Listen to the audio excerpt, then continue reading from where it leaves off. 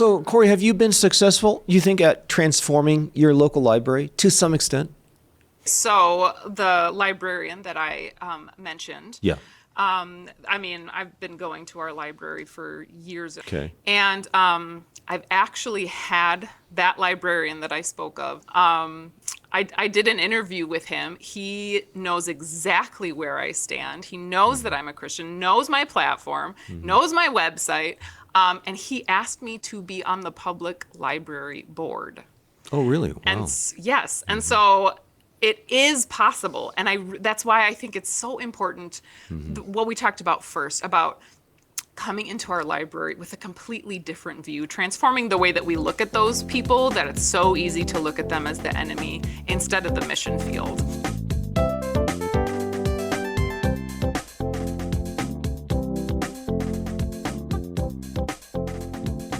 And welcome, my friends, to the Generations broadcast. Kevin Swanson, your host, with you. And today we're coming back to a very important topic to every Christian family out there, and that is wholesome content for our children. I'm surrounded by the Christian classics we've reprinted as part of the Generations ministry here, as you can see, those of you watching by video. And it turns out that the library is a battleground today, and that's where we're going on this. The American Library Association, probably the most liberal organization in America. And as I related to the audience, I think maybe 2 months ago, I actually made a trip to the library. Kevin Swanson, that's right, actually went into a public library, and I grabbed 7 sort of random books off the shelf, those that were mostly, prominently displayed on the shelves. And I read through 7 books, and wow, not good. I just surprised by what I saw. Vampirism, witchcraft, story about 13-year-old girl interacting with adultery, homosexuality, vampirism, trying to find herself in all of that. Another book featuring a kid on drugs, what it's like to experiment on drugs, ample uses of the F word, the S word, attempted suicide, flirting with homosexuality, sending nude pictures, that kind of thing. A book on the pointlessness of life. Also another sci-fi sort of book where an alien race wipes out the whole human race and humanity is left to a hopeless existence. So there's that. And then there was a book on tolerance, and then a ghost story where these murderous ghosts ran around, and there was a bit of mockery on a Christian preacher who had a Bible in the story, et cetera, et cetera. So that's the sort of thing that I came across in the public library. And so today we're going to talk about whatsoever things are, well, true, whatsoever things are noble, whatsoever things are just, whatsoever things are pure, whatsoever things are lovely, whatever things are of good report. If there is any virtue, if there is anything praiseworthy, meditate on these things. That's what Philippians 4:8 tells us. And that's really the marching orders for any family interacting with pop culture at any level whatsoever. And another thing that we have to think of, and we've talked about this off and on, and that is it's important to have a measure of balance in the home that, if you're giving your children a diet, would you say 99% cotton candy is a pretty good diet? I think the average parent would say probably not. You probably wouldn't want, 27% poisonous stuff.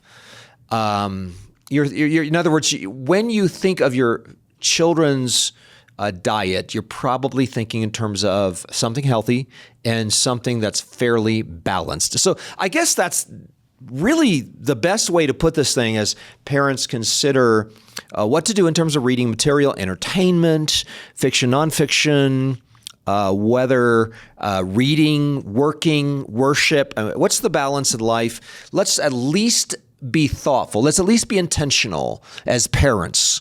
And then secondly, discerning. So we're going to focus in on that today on this broadcast. And joining me right now is kind of an expert. I think Korrie has been into libraries way more than I've been into libraries. So with me, Korrie Johnson from goodbookmom.com. It's goodbookmom.com. Hey, Korrie, welcome to the program. It's good to have you here.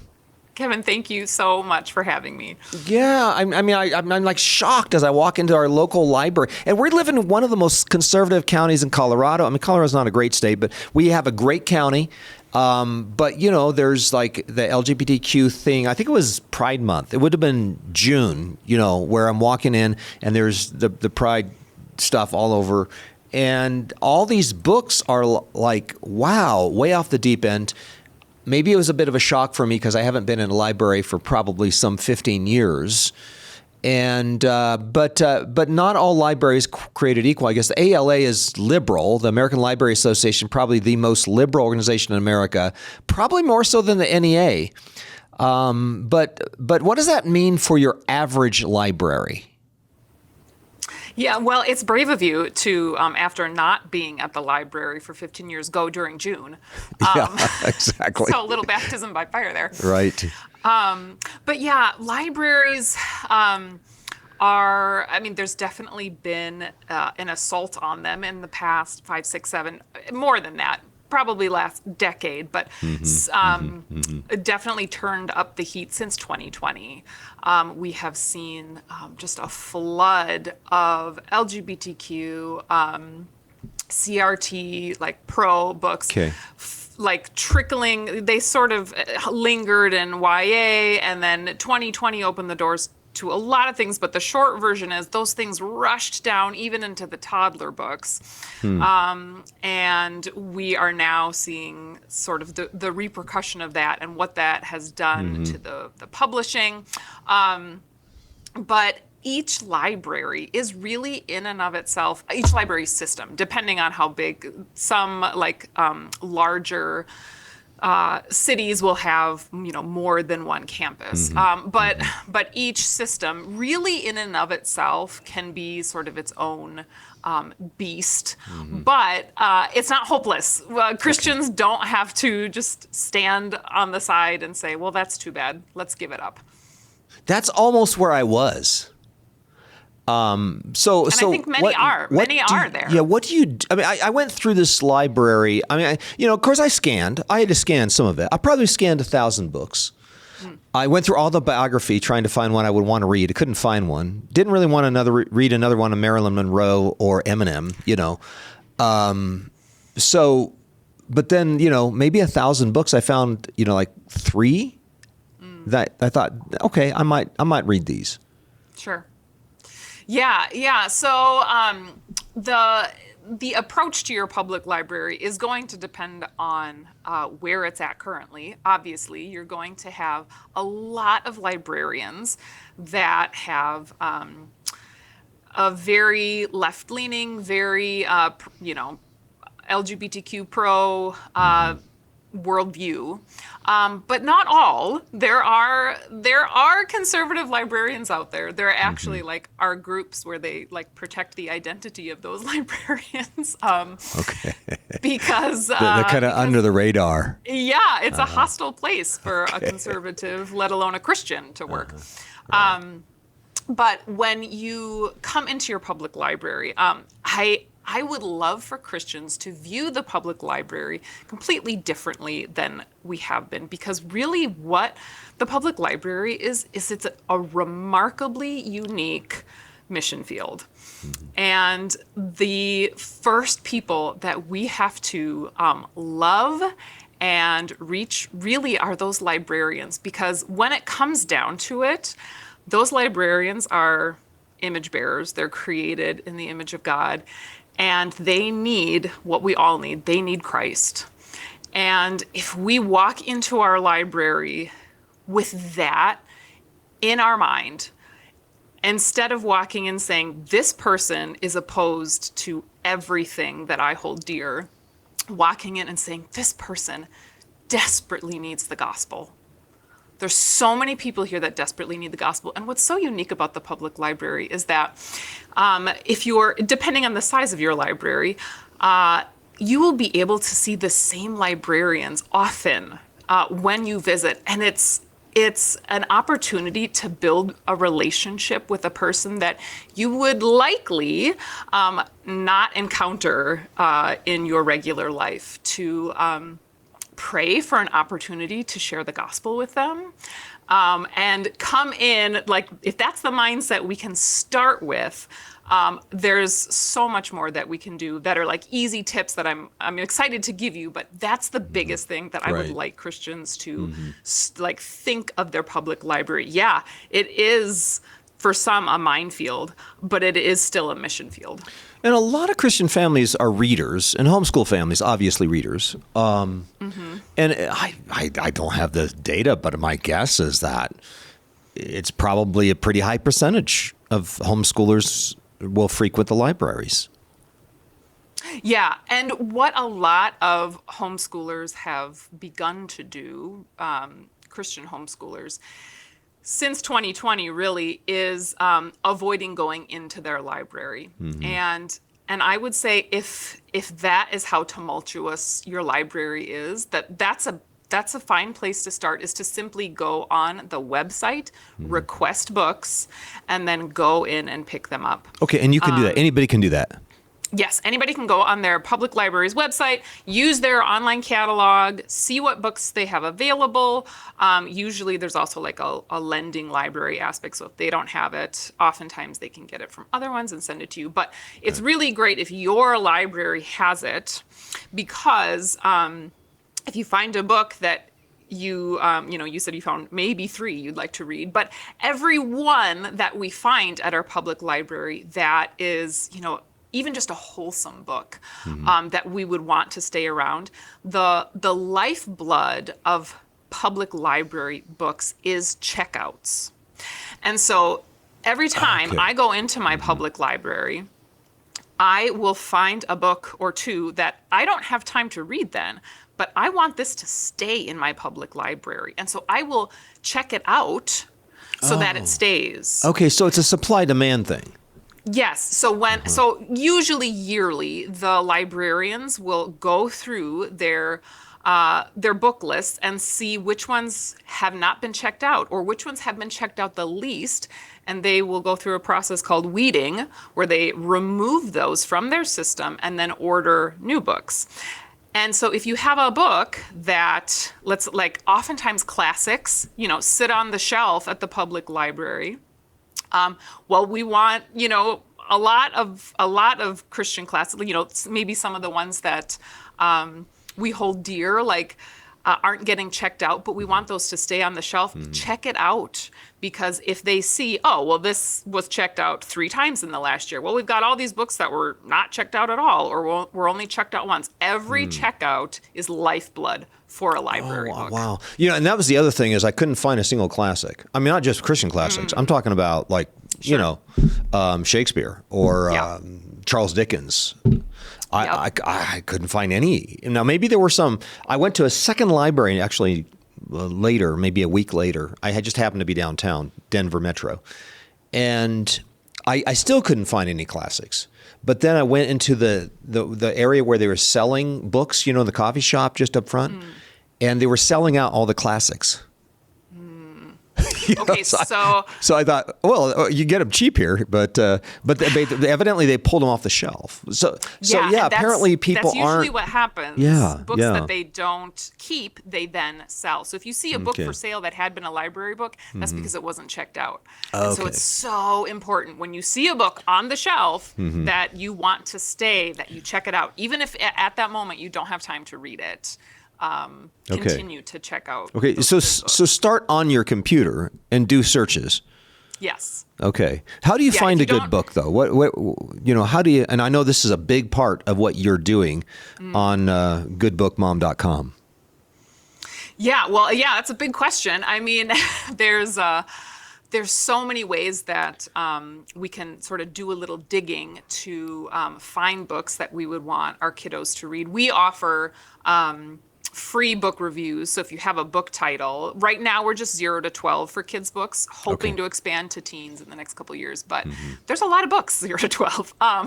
So you can come get a free book review on our website. But we also have curated book lists in our membership that we offer. And so if you're totally stuck, you have no idea where to start, we would love to help you with that.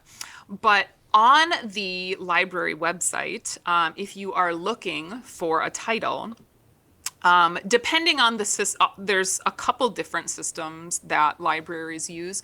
But generally, if you're looking at the book, on your library's website. If you scroll down, oftentimes it gives you themes that are included in the book, ways that that book can be categorized. And so this is not going to reveal everything for you, obviously, but as a quick glance, oh, this book sounds like one maybe that has themes I'd like. You can scroll down and see if there's any overt red flags.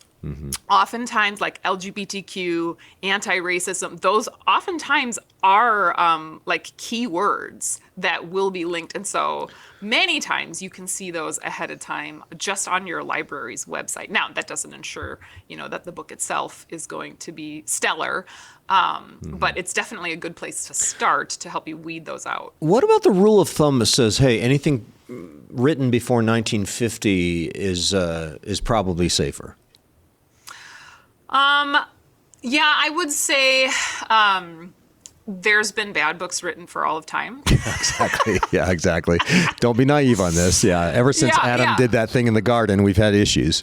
Right. I mean, when we say safer, what are we saying safer from? Are we saying safer from like LGBTQ ideology? Yeah. You're probably going to be hard pressed to find any that are still circulating that somehow managed to have those ideas pre-1950.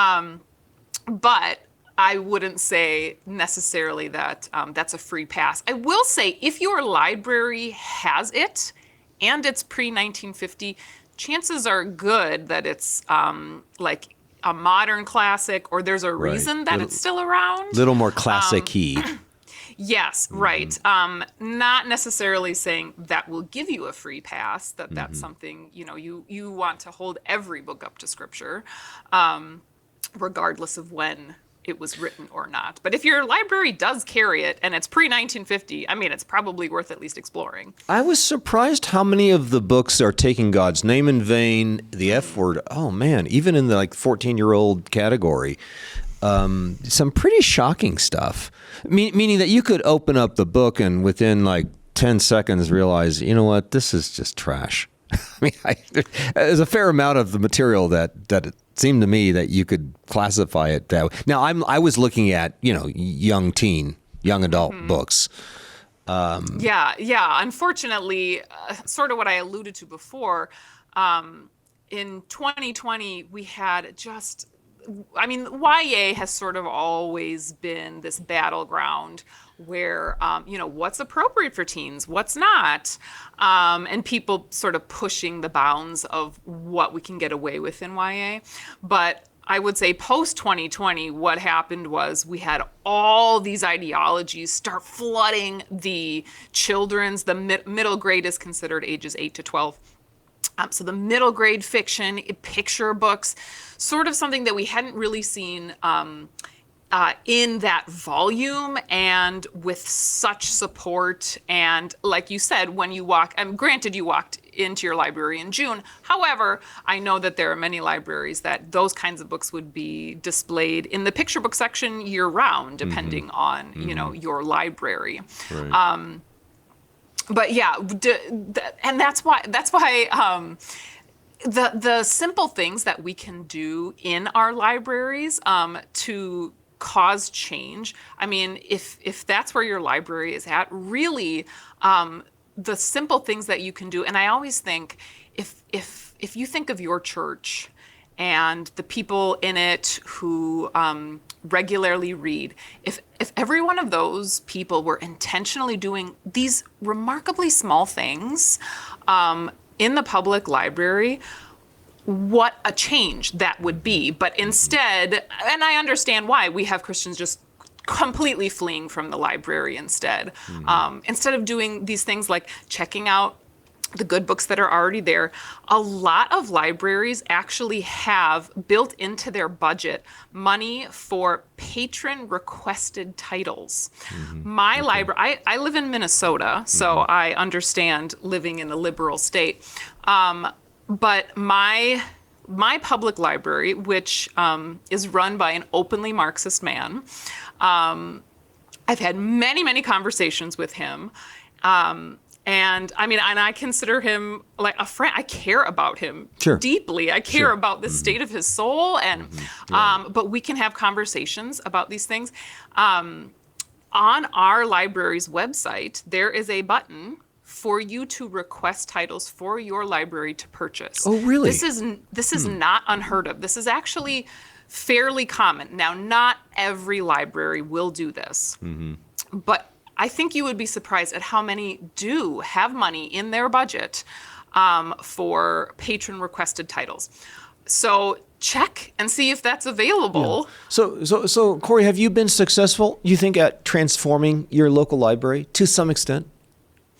I think, okay, so the librarian that I mentioned. Yeah. I mean, I've been going to our library for years. Our oldest is 13, and that's kind of when I got back into going into the public library again. So I've been going there regularly for about 13 years. Okay. And I've actually had that librarian that I spoke of on. I did an interview with him. He knows exactly where I stand. He knows that I'm a Christian, knows my platform, knows my website, and he asked me to be on the public library board.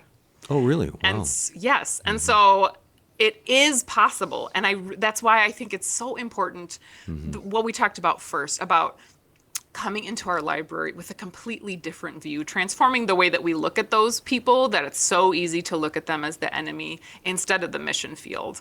And so I am hopeful with the direction that things are going. And I've gotten, my friends involved too, which I think is that's important huge. because you have to something of a demand, right? You can't just be you. It's got to be 50 homeschool families in the local city, county, and they're all kind of coming together and saying, hey, we would love to have these particular books in the library, and we'll all check it out if it's added to the collection.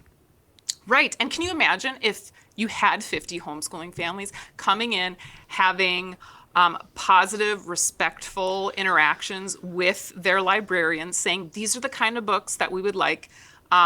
This is what I'm looking for. Can you find something similar? These are the kind of books we want. Can you request this? If we were having those kind of interactions with our public libraries continually, like even if we said, the 50 families, depending on the size of your library, it would completely change the landscape of books that are offered at the public library. Okay, well, that's a data point.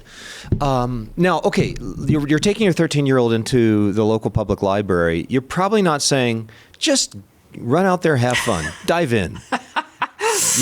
Right? I mean, how do you handle that? How would you recommend the rest of us handle that?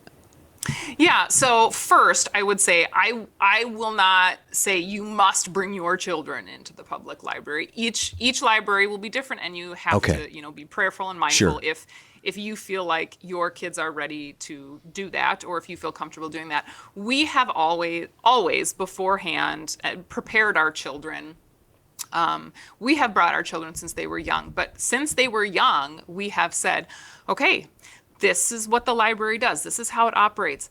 And so the books that you see, a lot of them are not written from people who love the Lord. They are not thinking about God's word and when they write their books. And so mommy and daddy always have the final say if a book comes home. And even after a book comes home, sometimes we make mistakes. Sometimes we miss things. And so mommy and daddy always have, the veto on books. I mean, this is any book, any time, but we sort of refresh when we're going to the library. And my kids have heard that speech many, many times, so I don't say it every time we go, but it is a reminder when they walk up to me and hand me a book and I say, okay, I'm going to look through this, but just from the cover, I don't think we're going to bring this home. And I will look through it, quickly, but my children know that this is not a free-for-all. Yeah. Yeah. I'm on goodbookmom.com right now, and just a little bit on your website. It looks to me like you've got a membership as well. Lots of reviews of books, I guess largely for children. Free book reviews of Christian and secular titles. A membership allows for, I guess, more book lists, etc. Why don't you speak just a little bit more to that? Yeah, so if you are wondering about a book, you can hop over to goodbookmom.com. We just have a search bar. You can type a title in there to see if we have a review. We are constantly working to get more reviews up.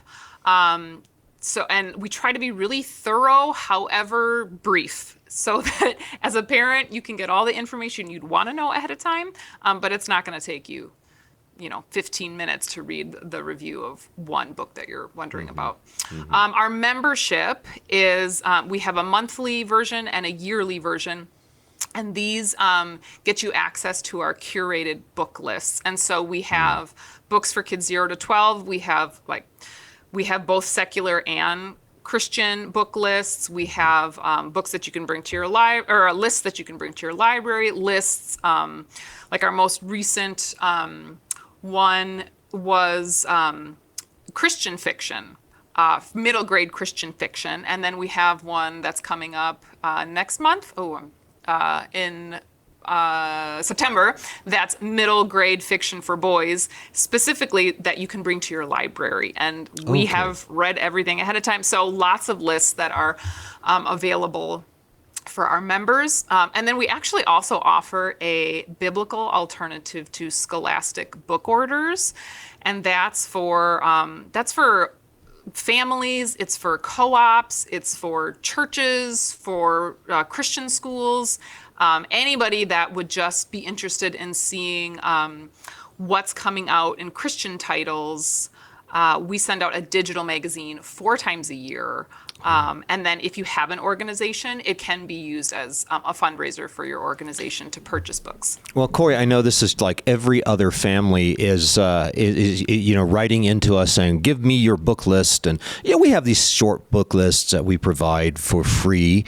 But we really haven't done much research on all this. And so I would guess there are thousands, if not tens of thousands of homeschool families, Christian families around America, around the world, that would really like to know more of your research. So friends, the website is goodbookmom.com, goodbookmom.com. And my guest today has been Korrie Johnson. Thank you so much, Korrie. Appreciate you joining us today and all the hard work with this ministry. Thank you. Thank you so much for having me. This has been a production of the Generations Media Network. For more information, go to generations.org/media.